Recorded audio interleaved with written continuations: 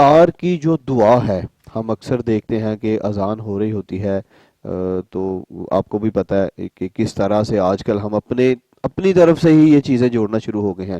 تو تھوڑی سی آگاہی فراہم کریں کہ افطار کی جو دعا ہے اس دعا کا صحیح وقت کیا ہے؟ دیکھیں جو دعائے افطار ہے، اللہ کے محبوب علیہ الصلوۃ والسلام سے صلی اللہ. جو افطاری کے وقت دعائیں مروی ہیں اور جو مسنون دعائیں ہیں وہ تین طرح کی ہیں. سب سے پہلی دعا یہ ہے اللہم لک صمت وعلی رزقک افطرت. دوسری دعا وہ یہ ہے ذہب الظمأ وابتلت العروق وثبت الاجر انشاء اللہ تعالی. یہ دونوں ابو داود شریف کی حدیثیں ہیں. اور تیسری حدیث مبارکہ جو دعا ہے وہ بھی ابو داود شریف کی ہے. افطر عندکم الصائمون وَأَكَلَ طَعَامَكُمُ الْأَبْرَارُ وَصَلَّتْ عَلَيْكُمُ الْمَلَائِكَةُ. یہ تینوں احادیث جو ہے ابو داود شریف میں موجود ہیں، اور یہ وہ دعائیں ہیں جو اللہ کے محبوب علیہ الصلوۃ والسلام نے افطار کے وقت مانگی ہیں. اب آتے ہیں آپ کے سوال کی طرف کہ یہ دعا پڑھنی کب چاہیے. دیکھیں اس کا جو صحیح وقت ہے وہ افطاری کرنے کے بعد، اس وقت یہ دعا مانگنی چاہیے، دعا پڑھنی چاہیے. اس حوالے سے میں ایک دو حدیث مبارکہ عرض کر دیتا ہوں. حدیث پاک ہے، حضرت عبداللہ ابن عمر رضی اللہ تعالی عنہما حدیث پاک کے راوی ہیں. وہ فرماتے ہیں میں بارگاہ رسالت میں حاضر تھا، اللہ کے محبوب علیہ الصلوۃ والسلام نے روزہ افطار فرمایا. افطار فرمانے کے بعد یہ دعا مانگی ذہب الظمأ وابتلت العروق وثبت الاجر انشاء اللہ تعالی. پیاس بجھ گئی، رگیں تر ہو گئیں، اور انشاءاللہ اجر ثابت ہو گیا. یہ اللہ کے محبوب علیہ الصلوۃ والسلام نے اس وقت دعا مانگی تھی جب روزہ افطار فرما لیا تھا. اور دوسری حدیث مبارکہ اسی حوالے سے حضرت معاذ بن زہرہ حدیث پاک کے راوی ہیں رضی اللہ تعالیٰ عنہ، رضی اللہ تعالیٰ. وہ بھی فرماتے ہیں کہ نبی کریم علیہ الصلوۃ والسلام نے یہ جو دعا ہے اللہم لک صمت وعلی رزقک افطرت اس وقت مانگی تھی جب آپ نے روزہ افطار فرما لیا تھا.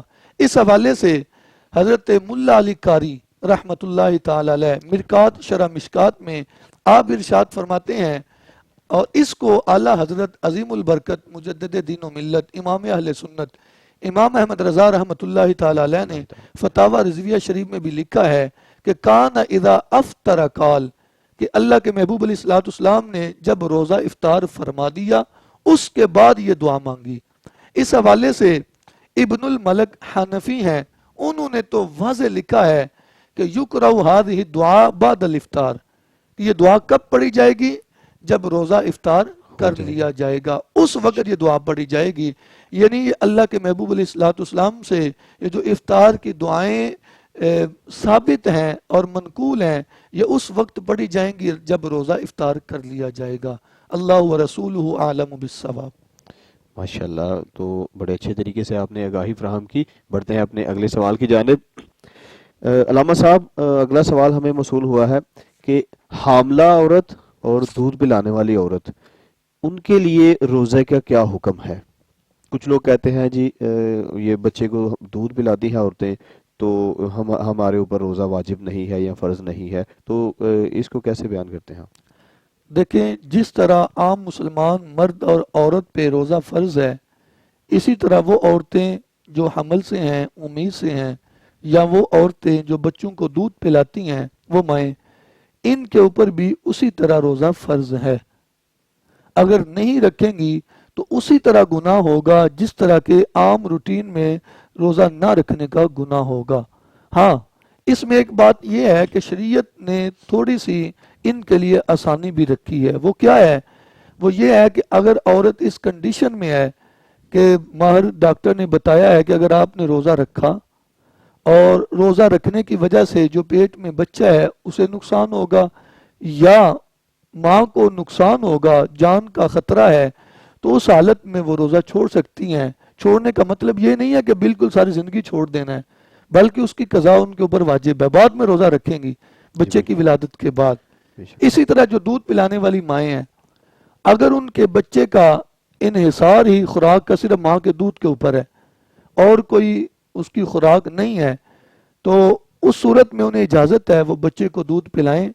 اور روزہ رکھنا اگر ان کے لیے مشکل ہے تو وہ روزہ چھوڑ سکتی ہیں، لیکن چھوڑنے کا مطلب میں پھر کہوں گا یہ نہیں ہے کہ بالکل ہی معاف ہے، ایسی بات نہیں ہے، بلکہ بعد میں روزے کی قضا کرنی ہوگی۔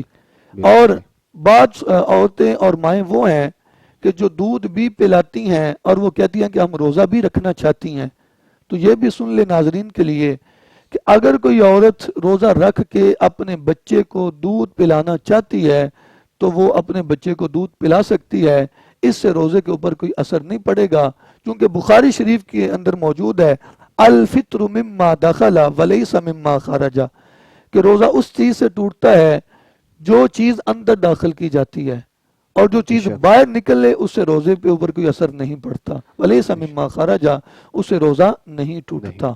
بے شک۔